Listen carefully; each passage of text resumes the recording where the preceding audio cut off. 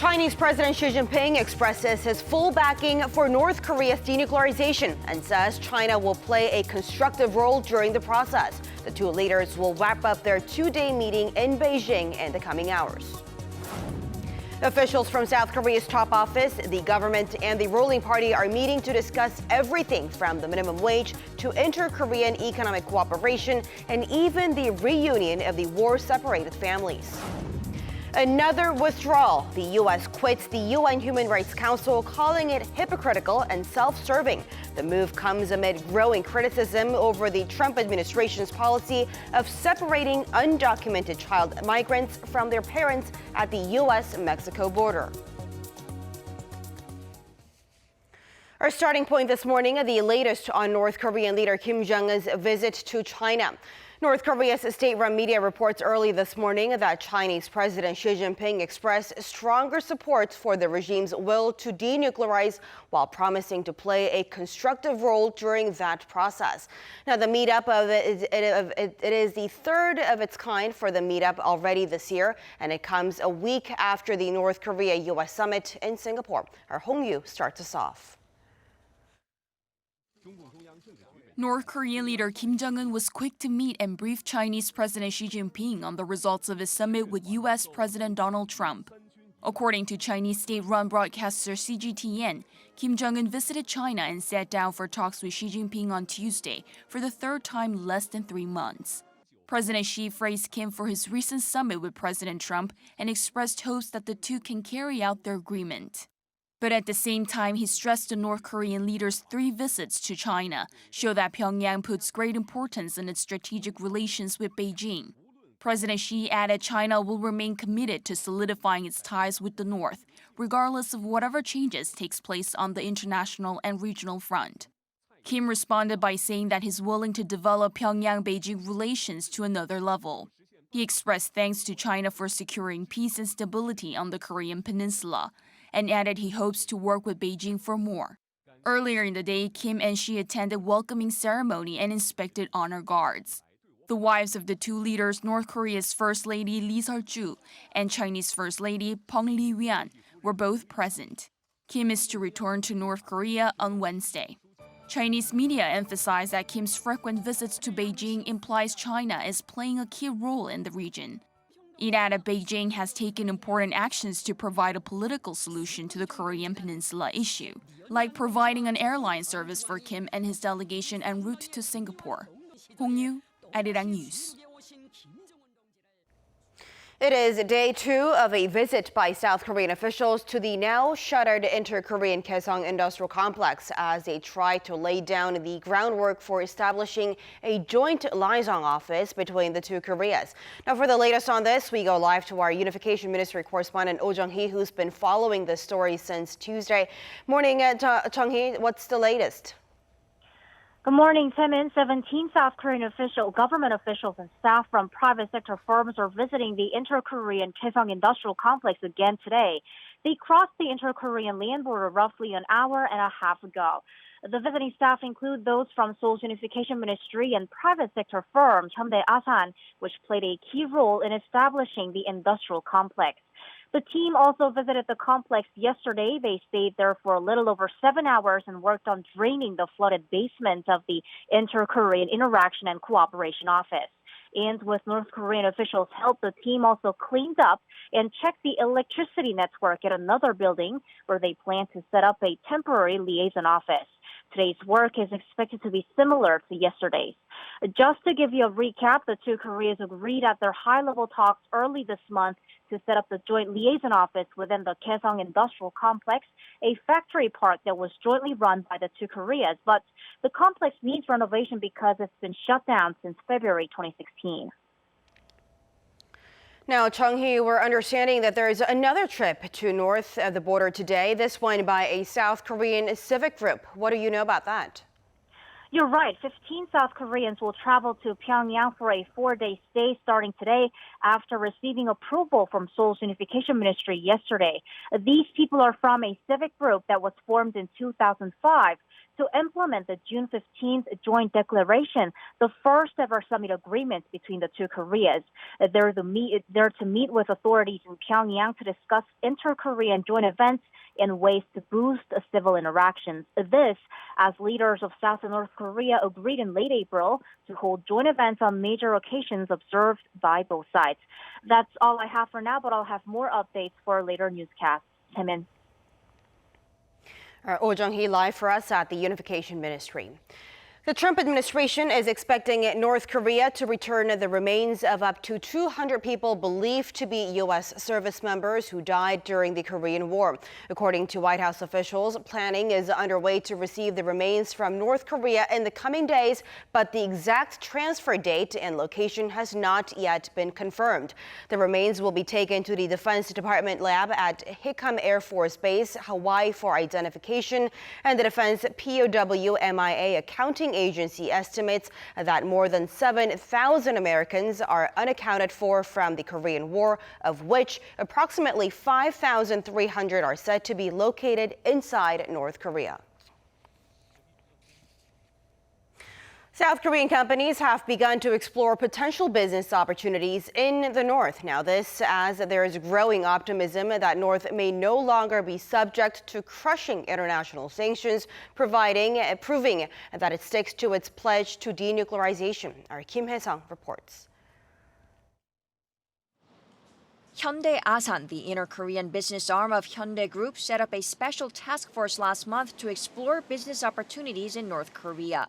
It's gained further momentum following the North Korea-U.S. summit, where the two leaders agreed to work towards the complete denuclearization of the Korean peninsula, which could eventually lead to the easing of economic sanctions against the North. We were the first South Korean company to do business in North Korea.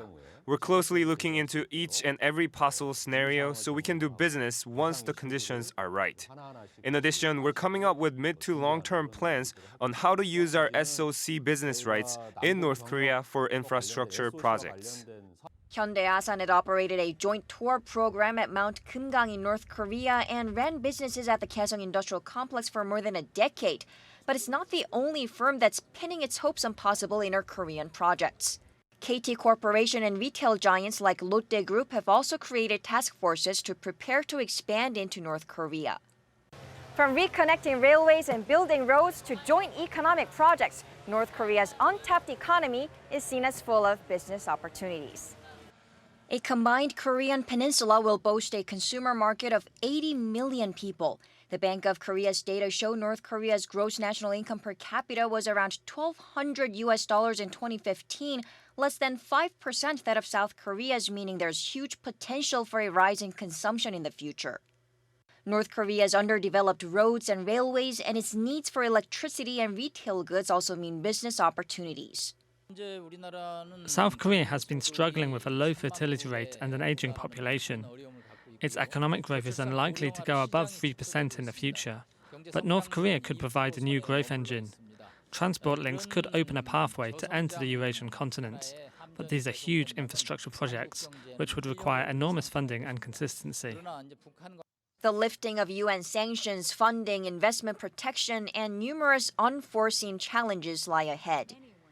But businesses are seeing opportunities and are speeding up their preparations so that they can seize the opportunity if it arises. Kim Hae-sung, Arirang News.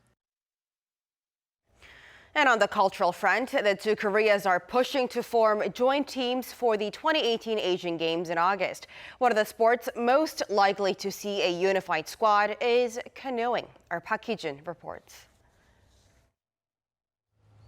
The Korean Canoe Federation is pushing to form a unified canoeing team with North Korea for the upcoming 2018 Asian Games in Indonesia.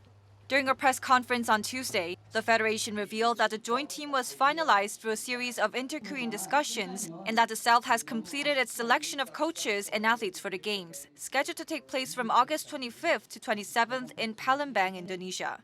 Although the joint statement from the inter-Korean sports talks did not specify what games the two Koreas will compete together in, South Korea's Canoeing Federation says canoeing is very likely to be included. About the statement yesterday from the meetings between both Korean federations, and one of the first sport which was mentioned as a sport which is really appropriate for joint team was canoeing. If the two Koreas do form joint teams for the upcoming 2018 Asian Games, it will be a significant step in strengthening inter-Korean ties. But it won't just stop there. The two Koreas also plan on forming unified teams for other international competitions as well. The federation is also working to create joint teams to compete in the 2018 ICF Dragon Boat World Championships, which will take place in the United States this September. It will be the first time a North Korean delegation visits the U.S. The Dragon Boat World Championships will begin on September 13th, just a couple of days before the General Assembly meeting in New York. While discussions related to peace talks on the Korean Peninsula take place at the United Nations, we will be competing in the Games with official visas. That will definitely be something unprecedented. The Korean Canoe Federation will work closely with other international organizations, mainly the International Olympic Committee, which plans on sending a letter to U.S. President Donald Trump for the issuing of the North Koreans' visas. If this goes ahead, it will not only be a stepping stone for inter-Korean relations, but a significant symbol of peace for the entire international community. Park Ki-jun, Arirang News.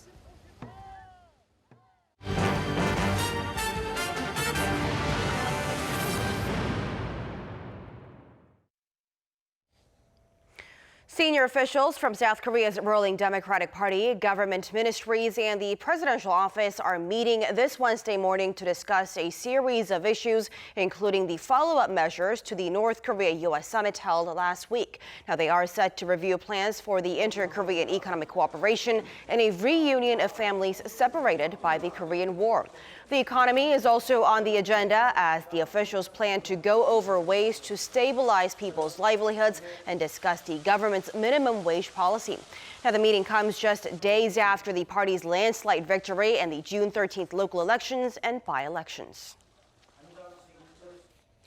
In other news, the Trump administration remains unmoved by the mounting criticism surrounding its trade conflict with China, with its top trade advisor insisting Beijing has more to lose if a potential trade war with the United States. Our Kim Hyo-sun tells us more. The United States and China are sinking into a deepening trade conflict as President Trump threatened this week to impose an additional 10% tariff on $200 billion of Chinese goods. He called the move retaliation for Beijing's decision last weekend to raise tariffs on $50 billion worth of U.S. products. China said it would impose such tariffs following Washington's 25% tariff on Chinese goods worth $50 billion. China's foreign ministry also warned the U.S. was initiating a trade war. Again and again, the U.S. has been provoking a trade war. This method leads to the loss of people's trust and harms the interests of people and enterprises from both China and the U.S. and harms the interests of the people of the entire world. President Trump's announcement to impose additional tariffs on China caused global markets to tumble, with the Dow currently on a 6-day-long losing streak. The announcement also drew heavy criticism from retailers, tech companies, and manufacturers, yet Washington remains unmoved. White House trade advisor Peter Navarro told reporters on Tuesday that it's China who has more to lose in any trade war, highlighting that China's exports to the U.S. exceeded the amount of goods exported from the U.S. to China. He also added the actions are, quote, necessary to defend the U.S. Addressing concerns that such a conflict could lead to worsening bilateral ties between Washington and Beijing, Navarro explained it's just a trade conflict, adding that President Trump has a close personal relationship with his Chinese counterpart. Kim Hyo-sun, Arirang News. A big day of upsets on day 6 at the 2018 World Cup in Russia. Poland and Colombia were the latest teams to suffer unexpected defeats at the hands of lower-ranked rivals. And our Lee Seung-jae with a rundown. Another round of matches and another day of surprises at the 2018 World Cup in Russia. Tuesday's action began with a Group H matchup between 16th-ranked Colombia and Japan, ranked 61st in the FIFA rankings. Colombian midfielder Carlos Sanchez was red-carded early in the match for handling the ball in the penalty area, giving Shinji Kagawa the chance to convert the spot kick, which he took, giving Japan an early 1-0 lead. Despite being down to 10 men, Juan Quintero's superb free kick in the 39th minute leveled the match at 1 apiece. It stayed that way until Yuya Osako headed home in the 73rd minute, giving Japan the 2-1 win and all 3 points. Staying in Group H, the next game saw group favorites Poland taking on Senegal at the Odkriti Arena. Poland got off to a rough start, handing Senegal a 1-0 lead in the 37th minute after an own goal by Thiago Sionek. Senegal doubled its lead in the 60th minute thanks to Mbaye Niang's right foot shot from the center off the box. Poland would find the back of the net in the 86th minute, but it was too late as Senegal would hold on for the 2-1 win. Finally, in St. Petersburg, the host nation Russia, coming off of a huge 5-0 victory over Saudi Arabia in their opening match, faced Egypt in their second Group A match. The first half was scoreless, but an own goal by Egypt's Ahmad Fatih in the 47th minute gave the Russians the 1-0 lead.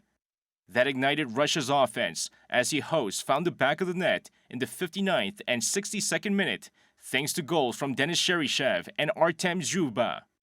Liverpool striker Mohamed Salah would put Egypt on the board with a penalty in the 73rd minute, but no matter, as Russia easily held on for the 3-1 win.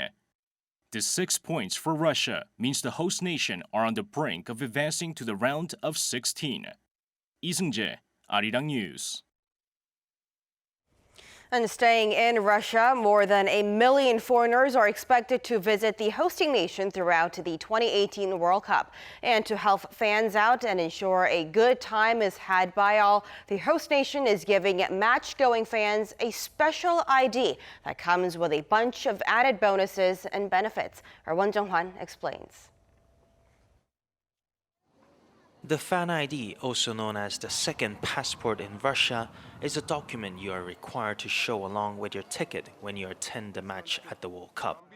It's the first time such a service has been used at the World Cup, and Russia is proud to say the fan ID technology will become standard procedure for use in the future World Cups as well. According to the Russian Ministry of Communications and Mass Media, about 90% of ticket holders obtain fan IDs in advance in their home countries, while the rest pick them up at special tents located outside the stadiums. Indeed, at this center issuing fan IDs, people are lined up to get their second Russian passport. As for the benefits, the fan ID grants visa-free admission to the country for the duration of the World Cup. I'm from China, and normally we need a visa to go to Russia. With a fan ID, we don't have to waste time on visa. We can use fan ID to get into Russia. The fan ID also allows holders to use public transportation for free, such as buses and metros, in each of the host cities. Well, the benefit is that we can ride for free during the match day, and if we have our tickets, we can ride 2 days before the match. And free transportation isn't limited within the various cities either. More than 700 extra trains have been laid on during the World Cup to provide free travel for fans between host cities, as long as they have their fan IDs. If you have a ticket to the match in the city where the train is headed and your corresponding fan ID, you can take advantage of a free travel between all 11 cities hosting the World Cup. But while the benefits of having a fan ID are obvious, some fans complain about the trouble they had getting one. Yeah, maybe I think it's good for the country that organized the World Cup for more security. But for us, it's like a trouble to get it. You have to fill up forms, then go and pick it up, and I don't know if that's useful. Because if you have your ticket, it's the same. And you need a ticket to get the fan ID, so it's a problem to organize it. Russia might not be known around the world for its technological prowess, but the fan ID system introduced here looks here to stay for World Cups to come. Won Jung-hwan, Arirang News, Moscow.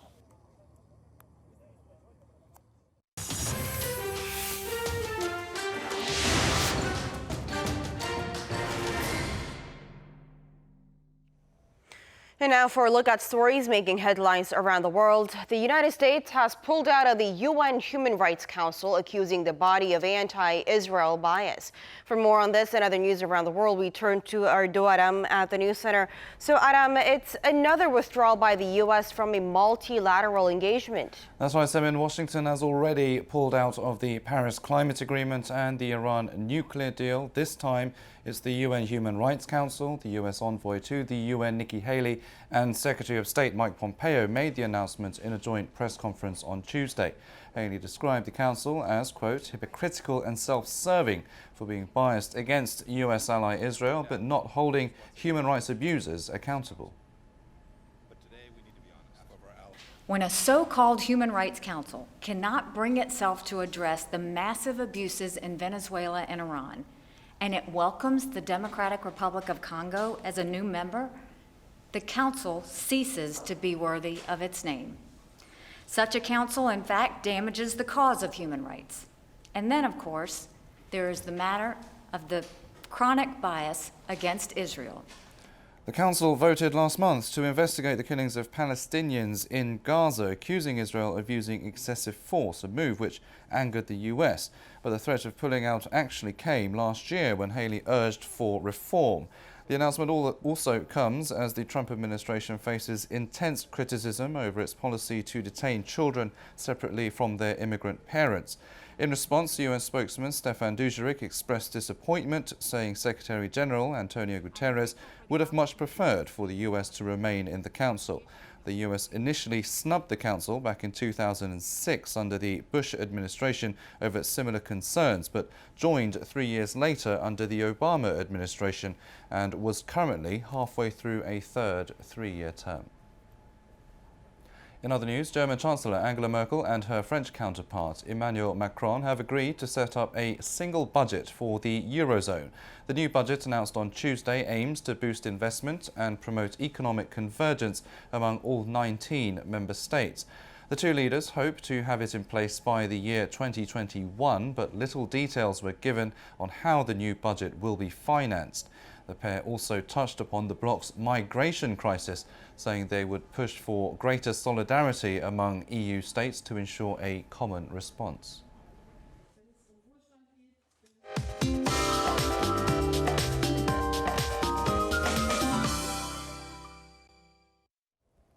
Good morning. Brace yourself, the summer heat returns today in South Korea. And there will be highs in the upper 20s to 30s in most parts. And Seoul and Daejeon will get up to 29 degrees. Daegu, Gyeongju, and Gwangju will make it to 30 degrees under mostly sunny skies. And strong UV rays are also in the forecast, so use sunscreen with SPF of 30 or higher to protect yourself from the strong UV rays today.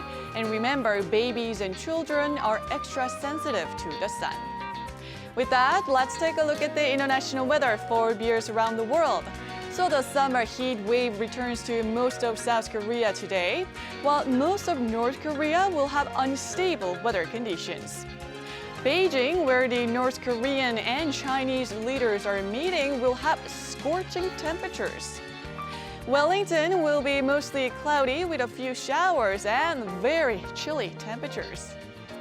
A line of storms in the Chicago area Tuesday afternoon caused delays or cancellations for hundreds of flights bound for O'Hare International Airport. But thankfully, weather conditions will improve on Wednesday. And as for South America, most major cities will be under plenty of sunshine. Taking you to Europe, in Russia, weather will be pleasant for the soccer matches scheduled for Wednesday, except in the Kazan Arena, which will see morning showers. Lastly, to Africa, hot weather is in the forecast on Wednesday across Egypt with strong sunshine. And that's the weather update for now.